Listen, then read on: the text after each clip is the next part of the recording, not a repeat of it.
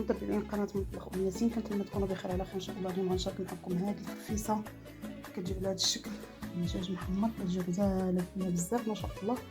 كنتمنى تكونوا بخير على خير وتبقاو معي الفيديو حتى الاخير فضلا وليس امرا.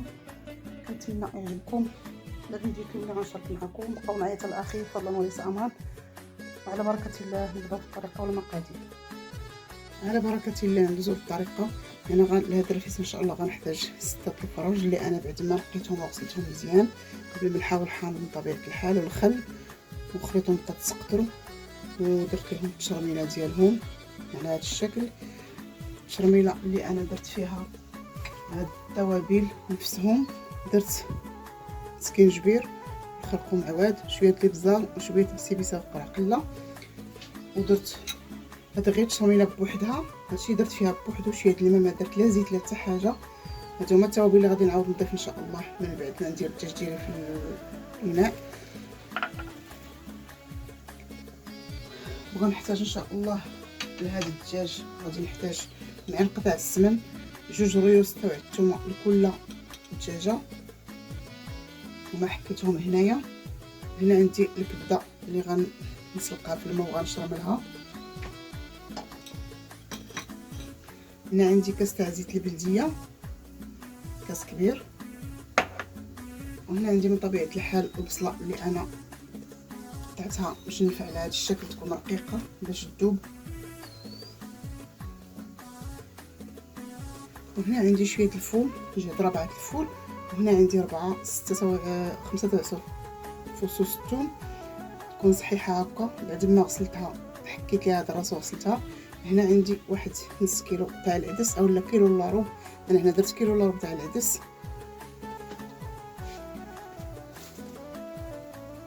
باش راه هنا رديت لها الطاباب، غادي ندير ديك شويه الزيت بسم الله النص، وغندير دوك التوابل. غنخلي واحد شويه اللي غندير في العدس،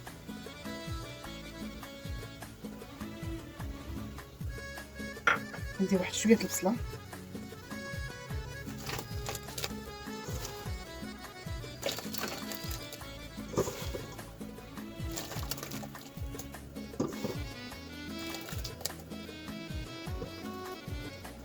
غندير ديك معلقه تاع السمن نتوما كما كتشوفوا معايا، غندير ديك الثومه،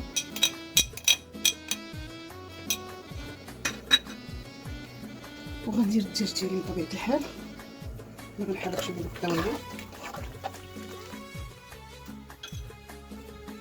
غنضيف داك الدجاج ديالي على هذا الشكل، نضيفو غير الطهي ديالو.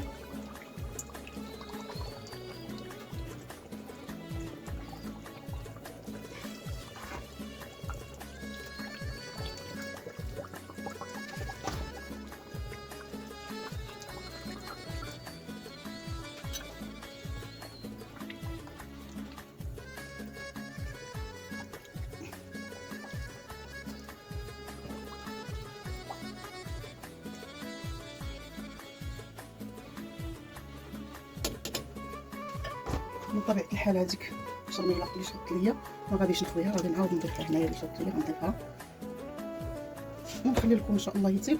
انا من هذه المرقه غادي نهز وغادي نديرها في الكوكوط وغنضيف لها داك العدس والفول ان شاء الله ونردهم فوق البوطه. انا هنا الدجاج هنا بعد ما قصيتو في الماء كما كتشوفوا معايا، نزيد الثومه ما درتهاش، اللي هذوك الريوس الثومه غير هكا غادي يطيبوا في المرقه بهذا الشكل. صافي نغطي واحد نص، ما غاديش نغطيو الكوكوط كل الازم عفوا الطنجره كلها، غادي نعاود نزيد واحد شويه الماء ونزيد التقسيمه ديال الدجاج هنايا ونخليه يطيب على خاطرو، وان شاء الله ندوزو باش نتلاقاو معكم ان شاء الله في العدس والفول غادي نديرو في الكوكوط ونسدو عليه طيب ومن بعد ان شاء الله نتلاقاو. هنا بعد ما هزيت من داك المرق اللي في الطنجره، هنا ضفت واحد الرجيله تاع الدجاج باش تعطيني شويه لوكو في العدس والفول. هنا العدس والفول ديالي بعد ما خلطتهم مع المرقه اللي درت معايا من الدجاج غادي نردهم يطيبوا. هنا غنضيف داك نص كاس السكر تاع بلديه، هنا كنضيف دوك التوابل اللي بقاو لي مديله غنضيفهم على العدس والفول ونردهم ان شاء الله يطيبوا. هذا ما يطيب لي الدجاج ديالي على خاطرو ومن بعد ان شاء الله نتلاقاو. نحيي انا هنا راني نسيت الملح، غنضيف شويه الملح هنا وغنضيف شويه هنايا.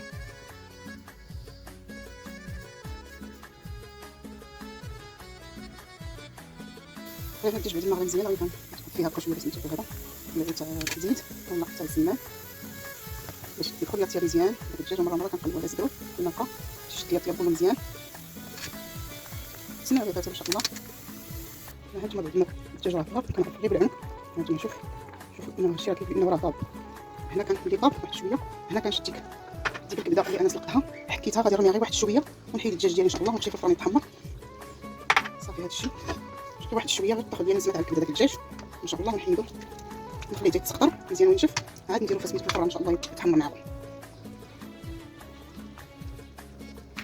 هذه هي العجينه بعد ما عجنتها بشويه الماء والملحه وخليتها تحت مزيان تطلق مزيان، شكلتها على شكل كويرات. بقيت نطرق فيها هنا كنضيفها هنا فوق المقله بحال القريه عندي على هذا الشكل. نديرها شويه هنا. انا كنحط الطريق ديالي كما كتشوفوا معايا نحمر ورقه على ورقه. جا سمعوا القميشه ديالو كيجي مقرمج على هذا الشكل، كيجي زوين ما شاء الله. نتوما كتشوفوا معايا وراه رقيق تقطع بزاف كما كتشوفوا. ومن بعد ان شاء الله نساليو الطريق ديالنا ان شاء الله.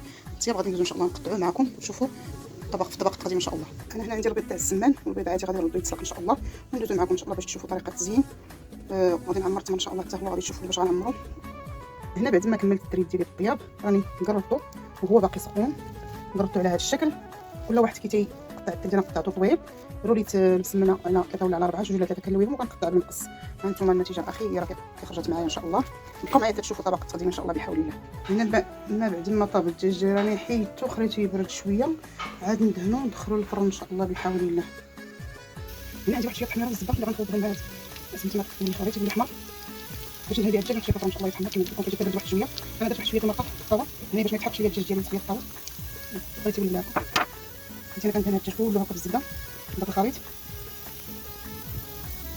ندير الرجيلات ديالو ما ديكش اللي تحكم فوق ديك الزبده كتعطي واحد الطراوه شويه تيكون تيجي بنين. هذا واحد السر تاع الدجاج باش كيجي الدجاج فتي تيجي محمر. بعد ما دهنته كما قلت لكم غنمشي ان شاء الله نمشي في الفران تيتحمر نتلاقاو معكم ان شاء الله في طبق التزيين. غنحتاجو هاد المكونات راه خمرنا ان شاء الله. هنا عندنا تمر ان شاء الله عندنا هذا الكيلو تاع التمر اللي كنعمرو به اللوز اولا الكركاع. هنا عندي اللوز كيفيلي اللي انا حمرته شويه في الفران. هنا عندي اللوز بعد ما سلقته وفسختو طحنته مع سنيده وشويه الفاني وزدت شويه الزبده النوازيت باش عجنته. هنا عندي الحبه السوداء اللي غندير في البيض. وهنا عندي القرنفل. عندي شويه الكركاع صحيح باش غنعمر الطماط حتى هو. وهنا عندي دوك العويدات اللي غندير فيهم البيض تاع السمان. انا هنا عندي البيض سلقته غنوريكم الطريقه باش كنزينو على بركه الله. شدوا واحد التمره نديرو فيها داك اللوز ديالنا على هذا الشكل ونزينو بداك اللوز كيفيه هكا على هذا الشكل. يجي ساهل على هذا الشكل هكا.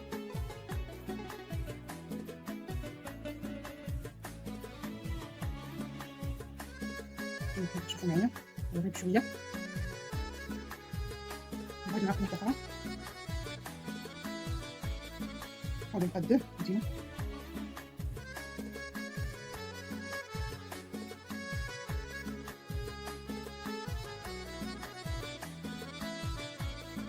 شتو هذوك الطوبه الصحاح هنا اللي غنزينو بهم.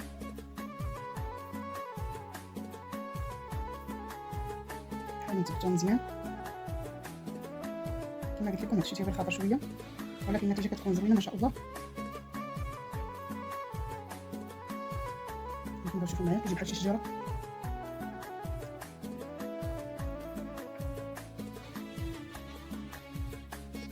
شوفوا معايا نحاول نقدها كنمشي وحده وحده.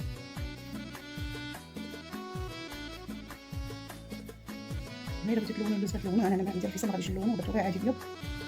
الا بغيتو تسوا التفايه اولا تقدروا ديروا اللوز بحال ما هكا تحمروه عفوا تلونوه.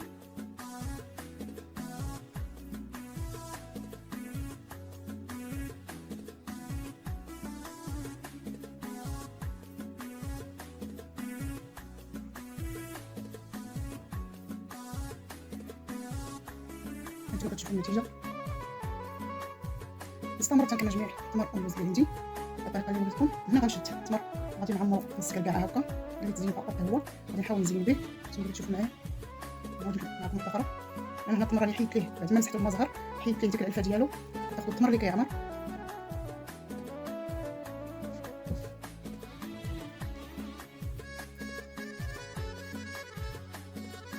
يمكن تشوفوا معايا البيض هنا غندير ليه الراس الحبه السوداء بهذا الشكل وغنحطها كما كتشوفوا معايا. غنطبخ الوليدات مع التمر كتبان واحد المنظر زوين.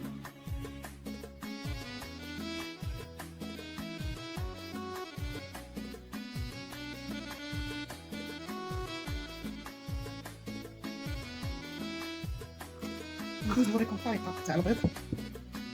نشد البيضه هنايا نحط عليها داك الشويه من تحت كما كتشوفوا معايا. كنحط على هاد الجناب كندير واحد على هاد الشكل كنقطع على هاد الشكل. دابا كتحصلوا على هاد الشكل هكا كنديروا هكا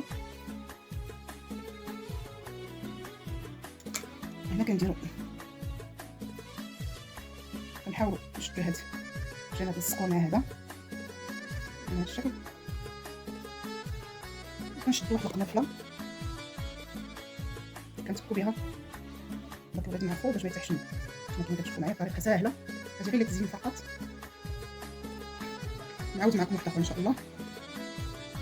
كنحيدوا واحد الشويه هكا هاد كنحطوه هكا كنديروا بحال هكا نحاولوا نديروا مثلث نفلحوها من هنايا كنضيفوا ليها هاد العوديات وهنا اللور كنحاولوا نفلحوها باش كنحطوا فيها داك البصل. الطريقه راه سهله تبعوا معايا غادي تشوفوا شنو كي غتجيكم الطريقه. هانتوما كتشوفوا معايا النتيجه. هانتوما كتشوفوا معايا داك التمر هنا غنتبع نكمل الكركاع مع التمر ومع اللوز والبيض ان شاء الله وندوزو باش نتكون في العويدات ديالنا ان شاء الله بحول الله. بعد ما كملت داك البيض هنا غادي داك البيض غادي ندوزو من الشانوج او الحبه السوداء. هنا كنزرع التمر عمر الرسمي فيه كنت كنخليه في الوسط على هذا الشكل. هانتوما كتشوفوا معايا في الوسط العويدات كيتبان ديال الحلويات. هنا كتشوفوا معايا هنا كملت العويدات ديالي على هذا الشكل. وهذا هو البيض اللي انا سوقته على هذا الشكل كما شفتوا بينا معايا على هذا الشكل. وهنا التمر المعمر مع الكركاع ولازم فيه كما كنت نضرب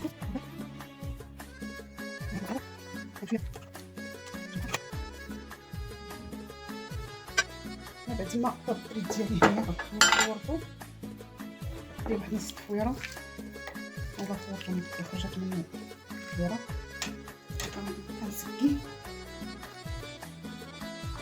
كنعاود نزيد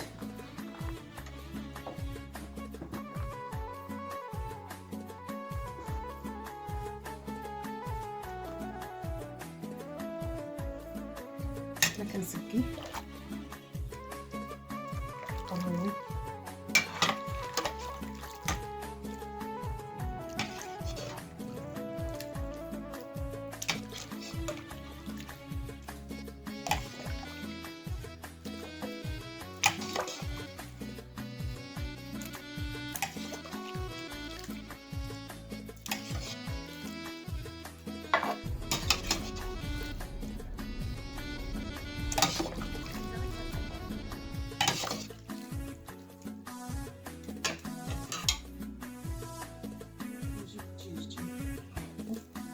بهذا الشكل.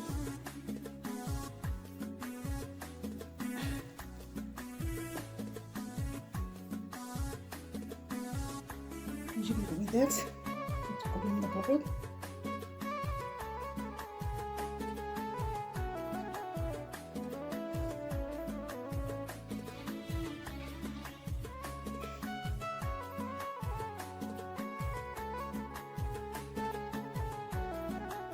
الشكل.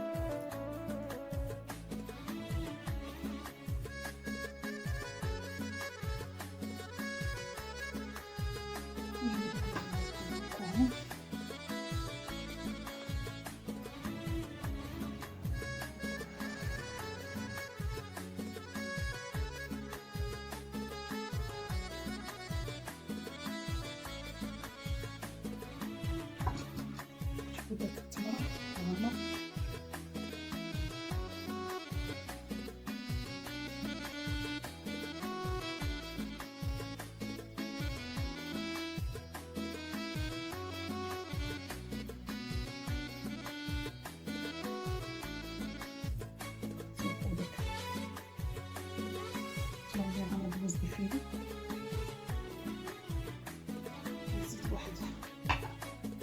ما يعود كاع هادشي الاخرى.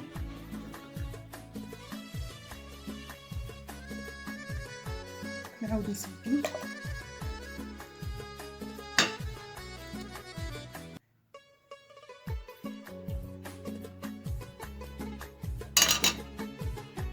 نزيد البيض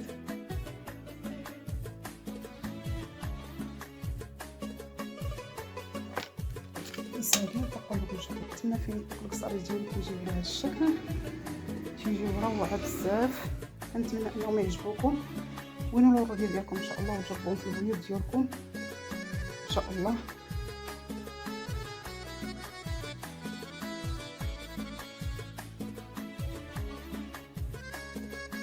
حتى الاخير الفيديو كنتمنى انكم تشتركوا في القناه وتفعلوا الجرس باش يوصلكم كل ما هو جديد تاع المطبخ ام ياسين. كنتمنى لكم فرجه ممتعه والى اللقاء في فيديو اخر ان شاء الله.